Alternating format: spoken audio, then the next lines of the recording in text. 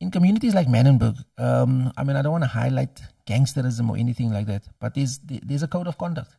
So, I mean, if some of the kids are spoken to, they can't if you valid on it. Because I was even telling some of my colleagues at work, the margin for error in Manenberg is so small. If you say the wrong thing, you can be dead within the next minute. Because, I mean, what if somebody just stabs you or shoots you or something because you said the wrong thing? There's no reasoning sometimes. So you got to be on point. So you got to decide either you're going to be steekgevriet or you're going to ride the wave out or you're going to do conflict management. Sure. So when I look at the kids, I mean, sometimes, like, for instance, me, okay, maybe they hold me in high regard but I mean, I've seen other kids in the street as well. If somebody talks to you and you don't listen, in the sense from, ek gaat nou, jy gaat vir jou. You can immediately see there's that, because hy weet hy's al 'n pakkery, of even die pad gaan van 'n pakkie, and then the parents will sort it out afterwards. But I mean, we still have that. I don't know who specifically is driving it, but there's still that sort of culture here and there that it takes the street to raise the child. Parents are working. So in a way, I look at the positives in my community. There's still that protection. I mean, nobody's going to come in just to Manenberg and do what they want to. It's people from there. I'm scared to go, Brian. I'm a colored guy. And I mean, that's protective for us. That's protective. So I always boast and I say, I've got my own private security. People ask me, which company do you use? I'm like, no, resident that stays there. Because nobody just comes in. And if people come in there and they say, hey, ek soek vir Doc, they're going to call me and say, hey, Doc, is iemand wat jy soek, man. And if I come there? Well, I mean, I must obviously give them a heads up, man. Okay, I got you. So there is a proper code of conduct still? Well, I mean, if it's somebody that comes in there that's not really, from there, I mean, they're gonna look at you. You're gonna get a look or two, and I mean, if you ice block, you're gonna melt. Oh, it's real.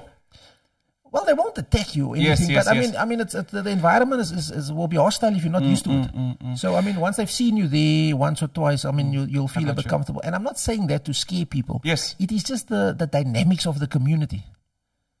Unfortunately, I mean. So it depends how you want to use it. I wanted to ask you, I know this is also another topical topic, but it's nice to talk about it. Just to give people a feel, man. Are gangsters bad people? Sure. Because see, that sounds like a rhetorical question, right? Yes, there's gangsters.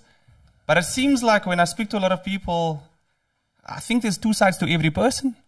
I mean, I'm not saying give me the good side. I'm just asking you as someone from the area who has succeeded in life, or who is succeeding in life, because I'm sure you're going to achieve much more in your life. Yeah. What is your take on it as an educated person? Again, I just wanted to say it's. I mean, you just summarized it. It's a 50-50 probability. I mean, in my view, gangsters don't show their bad side to people. I mean, it's an organization, it's a movement that they belong to. So I mean, they know what they are doing in their particular space. I think when they're out in the general public, I mean, it's a normal human being. So I think what I won't say sugarcoats it for me, but I mean, I'm a doctor. I get taught ethics. I mean, you don't look at somebody like in a prejudiced way. So I mean, that guy also has a heart. He's got 2 eyes. He's got 2 ears. He's got 1 nose, or he's got anatomy that makes him one with the next human being. So of course they are bad if there's gang violence and they're shooting and so forth. Because I mean, you can get hit in the crossfire. I mean, the bullet doesn't, stop. Say that, okay, that's Chad coming there. Let me turn the corner or something. Sorry afterwards. Once you're gone, it's obviously too late. So it depends the way you look at it. So, the generation that's obviously in leadership in Manenberg nowadays is people that I went to school with. So, I mean, that's sort of my level. I mean, I talk to anybody. I mean, I call them, they call me.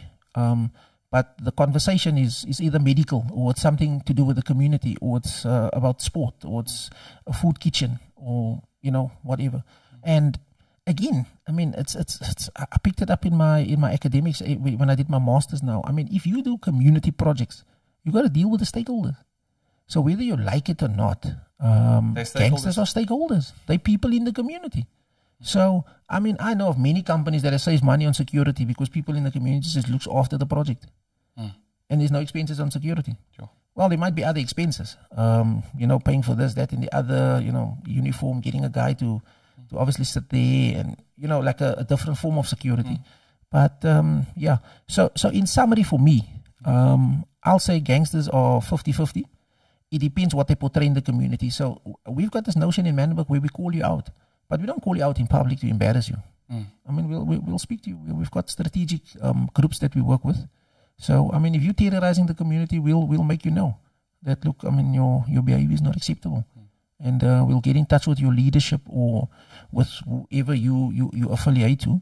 And that will be sorted out in a specific way. Because remember, the community still protects, unfortunately, or fortunately, I mean, these people are part of the community. So the community doesn't necessarily just isolate you and put you out there. So the choice is yours. You either work with the community or not.